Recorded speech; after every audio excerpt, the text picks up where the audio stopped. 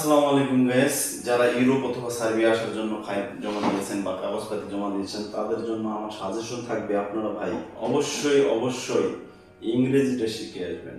কেননা আমি যে ভুলটা করেছি, আমি চাই না আমার মতো আরো অনেকেই এরকম ভুল করুন।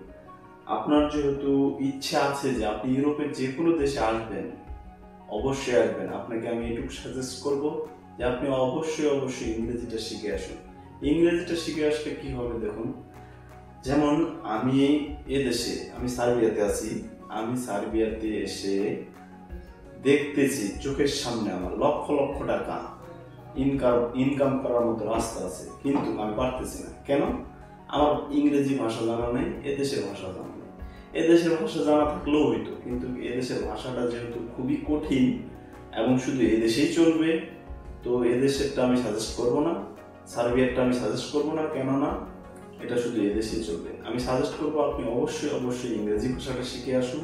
ইংরেজি ভাষা শিখে আসলে হবে কি, আপনি ইংরেজি ভাষাটা হচ্ছে ইন্টারন্যাশনাল ভাষা। আপনি যে কোনো দেশে গিয়ে আপনি আপনার মতো চলতে পারবেন, আপনি যে কোনো কাজ করতে পারবেন, আপনি টাকা কিভাবে ইনকাম করতে হয় এরকম একটা ভাষা জানা থাকলে অবশ্যই আপনি মাসে লক্ষ লক্ষ টাকা ইনকাম করতে পারবেন, যেটা আমাদের পক্ষে এখন সম্ভব হচ্ছে।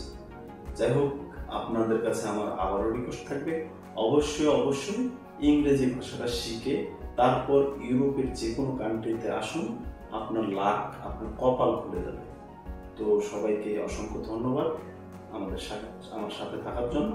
তো ভিডিওটি ভালো লাগলে অবশ্যই লাইক, কমেন্ট, শেয়ার করে আমাদের পাশেই থাকবেন। ধন্যবাদ।